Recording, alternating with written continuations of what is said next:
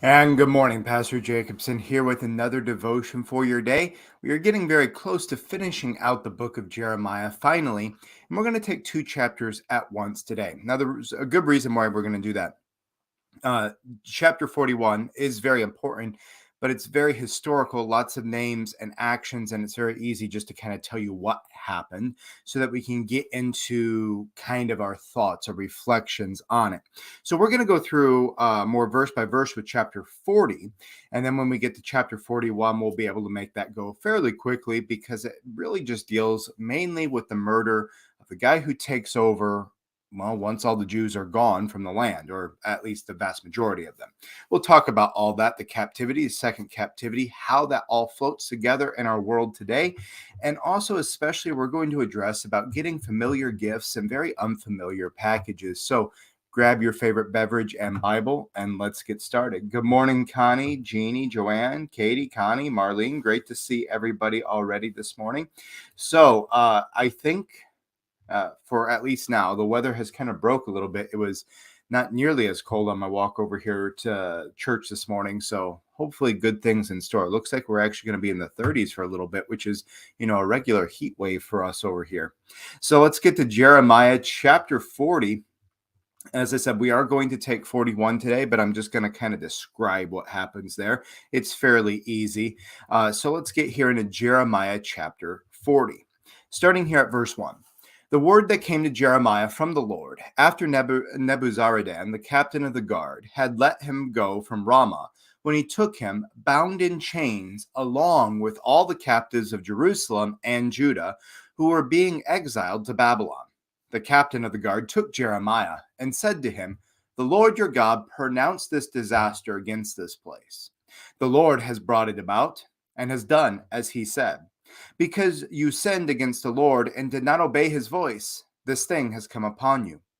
Now behold, I release you today from the chains on your hands. If it seems good to you to come with me to Babylon, come, and I will look after you well. But if it seems wrong to you to come with me to Babylon, do not come. See, the whole land is before you. Go wherever you think is good and right to go. If you remain, then return to Gedaliah the son of Ahikam, the son of Shaphan, whom the king of Babylon appointed governor of the cities of Judah, and dwell with him among the people, or go wherever you think it is right to go." So the captain of the guard gave him an allowance of food and a present and let him go. Then Jeremiah went to Gedaliah the son of Ahikam at Mizpah and lived with him among the people who were left in the land.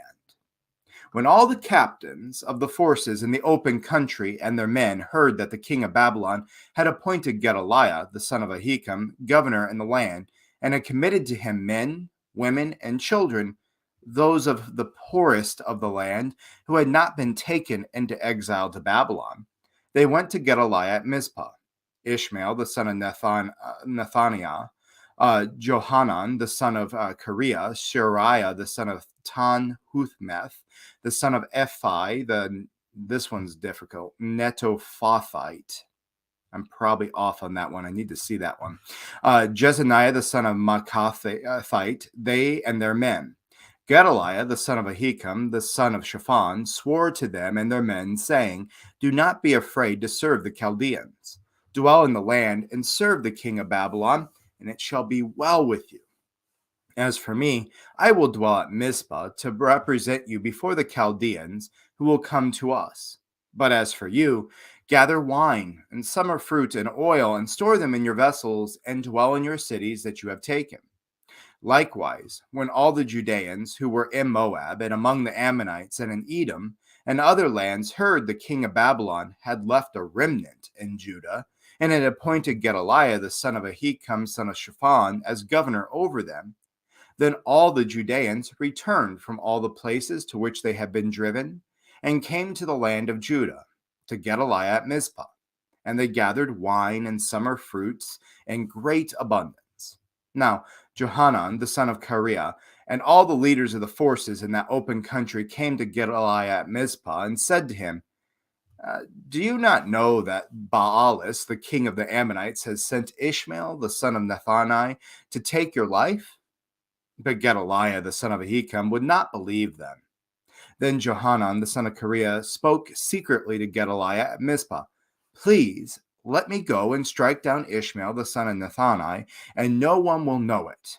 Why should he take your life so that all the Judeans who are gathered about you would be scattered, and the remnant of Judah would perish? But Gedaliah, the son of Ahikam, said to Johanan, the son of Kareah, You shall not do this thing, for you are speaking falsely of Ishmael. All right. Lots to kind of cover here. And then, as I said, we're going to get into chapter 41 as well. Good morning, Shirley. So here we get something that's very interesting. We get a familiar gift and a very much unfamiliar package. The words that Nebuzaradan, the captain of the guard, speaks to the people of Judah, while Jeremiah and all the people are sitting there in chains, waiting in stages to be sent off to Babylon. I'm sure this was going to be quite the difficulty getting all these people over there. As they're sitting around, Nebuzaradan, this pagan commander of Gentile armies, starts speaking to the people, Jeremiah there in the midst, and his words sound almost exactly like Jeremiah's. The Lord your God pronounced this disaster against this place. The Lord has brought it about, and he has done as he said, because you sinned against the Lord and did not obey his voice. Now, Nebuzaradan is probably not in any shape or form a God-fearer or a believer in God, Yahweh, but what he's doing is somewhat mocking in a degree, I believe. The Yahweh God pronounced this against you.